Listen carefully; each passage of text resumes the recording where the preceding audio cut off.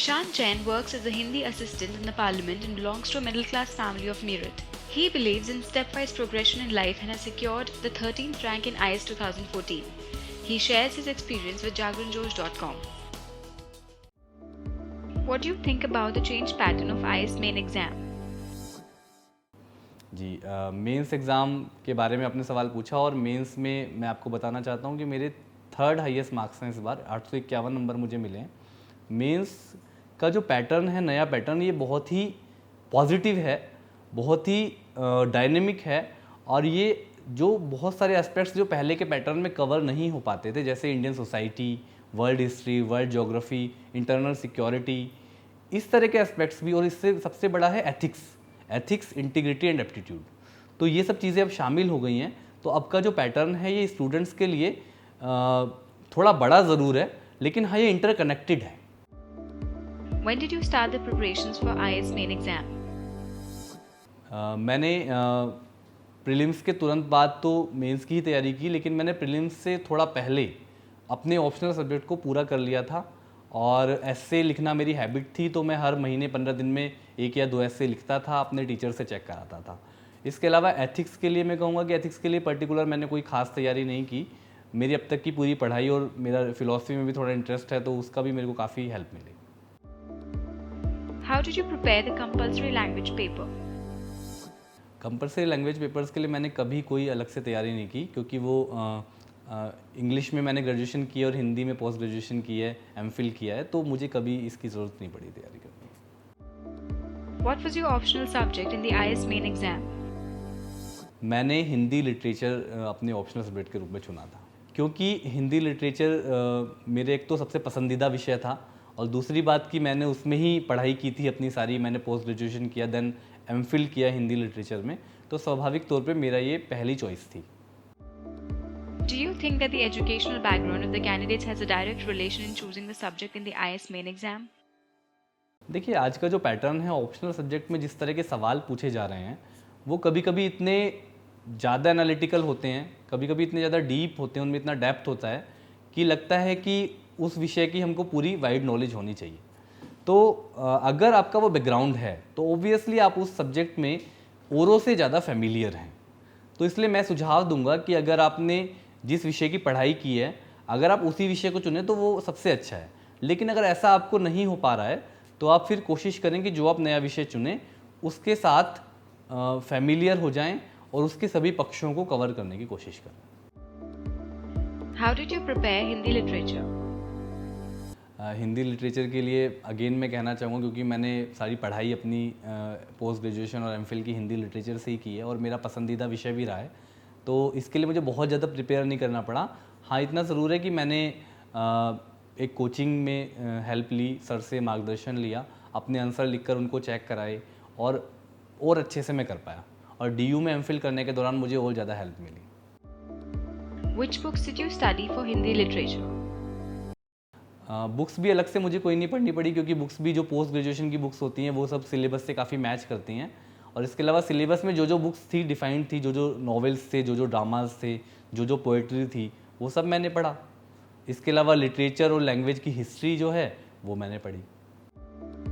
What was your strategy for the IAS main general studies paper 1? Paper 1 बहुत अच्छा paper है, क्योंकि उसमें हिस्ट्री, कल्चर एंड ज्योग्राफी ये पूछा जाता है। तो इसके लिए मैं कहूँगा कि क्योंकि अब आज़ादी के बाद के हिंदुस्तान की हिस्ट्री भी पूछी जाने लगी है और ये बहुत अच्छा हो गया है, वर्ल्ड हिस्ट्री, वर्ल्ड ज्योग्राफी भी पूछी जाने लगी है और कल्चर पर भी काफ़ी ज़ोर है आजकल। तो कोशिश करें कि हिस्ट्री और कल्चर को मिलाकर पढ़ें और ज्योग्राफी के सारे जो ह्यूमन ज्योग्राफी, फिजिकल ज्योग्राफी, उन सबको भी कवर करने की कोशिश करें। What was your strategy for the IAS main general studies paper 2? Paper 2 में हमसे पॉलिटी, गवर्नेंस और इंटरनेशनल रिलेशंस पूछे जाते हैं। तो स्ट्रैटेजी के लिए मैं कहूँगा कि पॉलिटी के लिए एक स्टैंडर्ड बुक ले लें आप, जो सबसे अच्छी बुक हो, और उसको बहुत गो थ्रू हो जाएं उससे और उसको बार बार रिवाइज करें। क्योंकि इंडिया का जो कॉन्स्टिट्यूशन है, जो हमारा पॉलिटिकल सिस्टम है, उसकी कुछ बातें ऐसी हैं जो फैक्ट हैं, जिनको हमको अपने दिल में ले जाना ही पड़ेगा। हमको पार्लियामेंट की फंक्शनिंग अगर समझनी है तो वो हमको पढ़नी ही पड़ेगी। उसके अलावा गवर्नेंस, जो एक नया टॉपिक है जिसमें राइट्स इश्यूज़ भी हैं और कैसे कैसे हमारे आयोग होते हैं, तो उनके लिए आप गवर्नेंस पर भी काफ़ी ज़ोर दें आजकल। और इसके अलावा इंटरनेशनल रिलेशंस के लिए मैं कहूँगा कि विदेश मंत्रालय की वेबसाइट बहुत अच्छी है, जहाँ पर पूरे 192 देशों के साथ भारत के संबंध हिंदी और इंग्लिश दोनों में बताए गए हैं। How did you prepare the social justice topics?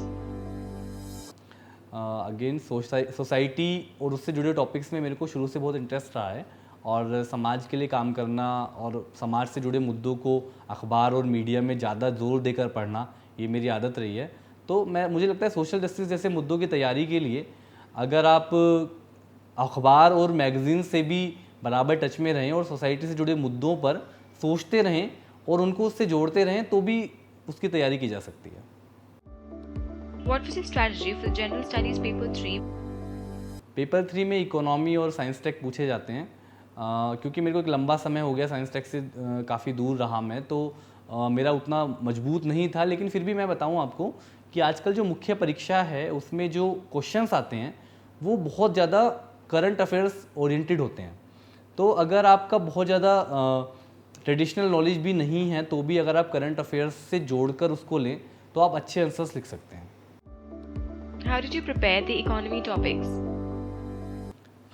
Economic topics के लिए मैंने टाटा मैकग्रा हिल की एक बुक पढ़ी थी और इसके अलावा एनसीईआरटी की बुक्स पढ़ी थी।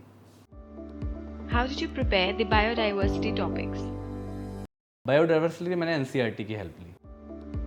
How did you prepare the disaster management topics? Disaster management के लिए अगेन मैंने एनसीईआरटी की हेल्प ली। What was your strategy for the General Studies Paper 4? General studies paper 4 मेरा फेवरेट पेपर है, और उसमें हमारे फिलोसोफर्स के बारे में भी, इवन एडमिनिस्ट्रेशन के जो गुण होते हैं उनके बारे में भी पूछा जाता है, और एक उसमें केस स्टडी का पोर्शन होता है जो आधा होता है पेपर का। तो एथिक्स के लिए मैंने क्या किया कि जो मैंने थोड़ा फिलोसफी भी पढ़ी है उसको भी यूज़ किया उसमें। इसके अलावा मैंने गांधी के दर्शन को अच्छे से पढ़ा, और इसके अलावा मैंने केस स्टडी की प्रैक्टिस की। केस स्टडी के कुछ मॉडल आंसर्स आप देख करके उससे फिर खुद उसको करें, और उसके बाद उसको देखने की कोशिश करें कि किस तरह से अच्छे आंसर्स लिखे जा सकते हैं। उसमें जैसे ई गवर्नेंस और सिटीजन चार्टर का बड़ा इस्तेमाल किया जाता है। तो एथिक्स के लिए मैं यही कहूँगा कि एथिक्स के लिए कोई ऐसा नहीं रातों रात आप तैयारी कर लें। एथिक्स के लिए भी आपकी पूरी एक्सपीरियंस और पूरी अंडरस्टैंडिंग काम आती है। What aspects should one highlight while writing the answers in the IS main exam, because now the number of questions has increased? Mains exam is the game changer. अगर आपको सफलता प्राप्त करनी है, रैंक लानी है, तो मेंस एग्ज़ाम में आपको अच्छे से अच्छा स्कोर करना पड़ेगा। और मेंस के लिए मैं कहता हूँ कि एक तो आप जिस भी मीडियम में आंसर लिखें उस लैंग्वेज पे आपकी अच्छी कमांड होनी चाहिए। दूसरी बात कि हमारा राइटिंग स्किल बहुत मजबूत होना चाहिए, और राइटिंग स्किल बहुत कुछ दिनों की तैयारी से मजबूत होता नहीं है, तो इसके लिए प्रैक्टिस ही एकमात्र विकल्प है। दूसरा, कंटेंट की मैं बात करूँ तो मेंस के आंसर्स में कोशिश करें कि कंटेंट जब आप लिखें, तो जब भी आप 200 शब्दों का एक उत्तर लिखना होता है आपको, तो हमको उसमें सबसे पहले छोटा सा एक ब्रीफ इंट्रोडक्शन दें। उसके बाद उस क्वेश्चन के जो एस्पेक्ट्स उन्होंने पूछे हैं उसको थोड़ा थोड़ा उसको डिस्कस करें, और एंड में एक छोटा सा कंक्लूजन जरूर दें। क्योंकि अगर हम क्वेश्चन को प्रॉपरली डेवलप करेंगे, एक क्रमबद्ध तरीके से उसको करेंगे, तो एग्जामिनर को उसको अच्छा लगता है, अच्छा इंप्रेशन पड़ता है। और साथ में कोशिश करें कि आंसर जब लिखें तो उनका प्रस्तुतिकरण भी अच्छे से करें, और उनको पैराग्राफ बनाकर लिखें, और कुछ अगर पॉइंट्स की ज़रूरत पड़े तो पॉइंट्स का भी इस्तेमाल करें। How far is time management important in answering the IS main papers? देखिए, पूरे साल की तैयारी एक तरफ और उस दिन की परफॉर्मेंस एक तरफ। अगर हम टाइम मैनेजमेंट का अभ्यास कर लें तो इस एग्ज़ाम को क्रैक करना बहुत इजी हो जाता है। मैं अपने साथियों से यही कहना चाहूँगा कि पहले से तय करके जाएं आप एग्ज़ाम में जाने से पहले कि मुझे किस क्वेश्चन को कितना समय देना है, और उसी हिसाब से अपनी स्ट्रैटेजी लेके चलें। कभी ये नहीं कि इजी क्वेश्चन लगा तो उसका आंसर बहुत लंबा लिख दिया, तो बाद में बाकी क्वेश्चंस के लिए आंसर के लिए टाइम ही नहीं बचा। तो कोशिश करें कि सभी क्वेश्चंस को अटैम्प्ट करें, क्योंकि जब एग्जामिनर कॉपी चेक करता है तो वो अगर आपको सभी क्वेश्चंस में ठीक ठाक मार्क्स देगा तो आपको आपका टोटल स्कोर बहुत अच्छा हो जाएगा। लेकिन अगर आपने 20 में से 5 क्वेश्चन या 10 क्वेश्चन छोड़ ही दिए तो उन पे तो 0 ही अंक मिलेंगे। तो इसलिए मेरा ये मानना है कि टाइम मैनेजमेंट बहुत इंपॉर्टेंट है, ना केवल एग्ज़ाम के दौरान बल्कि पूरे साल तैयारी के दौरान भी। What suggestions would you like to give to the future candidates for IS main exam? IAS mains examination के लिए मैं ये कहना चाहूँगा कि सबसे पहले तो आईएएस एग्ज़ामिनेशन का जो मेंस एग्ज़ाम वो डिस्क्रिप्टिव होता है, और आज जिस तरह से जीएस के 4 पेपर हो गए हैं और ऑप्शनल सब्जेक्ट एथिक्स और एसए का पेपर आपके सामने है, तो इसमें राइटिंग स्किल का बहुत ज़्यादा महत्व बढ़ गया है। तो इसीलिए मैं कहूँगा कि अगेन एंड अगेन प्रैक्टिस का कोई विकल्प नहीं है। तो राइटिंग स्किल के लिए आप समय समय पे आंसर्स लिखते रहें और इनको इम्प्रूव करते रहें मेंस के लिए। दूसरा अगेन कि भाई टेक्स्ट बुक्स के अलावा कभी कभी ज़िंदगी से जुड़ी कुछ और चीज़ें भी पढ़ें टाइम पास के रूप में, जैसे कि कुछ अच्छी मैगजीन्स आती हैं, रीडर्स डाइजेस्ट वगैरह इस तरह की मैगजीन्स होती हैं जिनमें आपको कुछ लाइफ के बारे में कुछ नई चीज़ें पता चलती हैं। तो ये चीज़ें एथिक्स और एसए में बहुत काम आती हैं, इंटरव्यू में बहुत काम आती हैं। तो टेक्स्ट बुक के साथ जब कभी बोर हो जाएं तो कभी मनोरंजन के लिए कुछ बाकी चीज़ों को भी यूज़ करें मेंस के लिए। और इसके अलावा अगेन मैं कहूँगा कि इंटीग्रेटेड अप्रोच अपनाएं और दूसरों के विचारों का सम्मान करना सीखें। अगर आप ये सोचेंगे कि मेरा जो व्यू है वही सबसे अच्छा है, तो हम नई चीज़ों को नहीं सीख पाते और एक बैलेंस्ड व्यू नहीं बना पाते।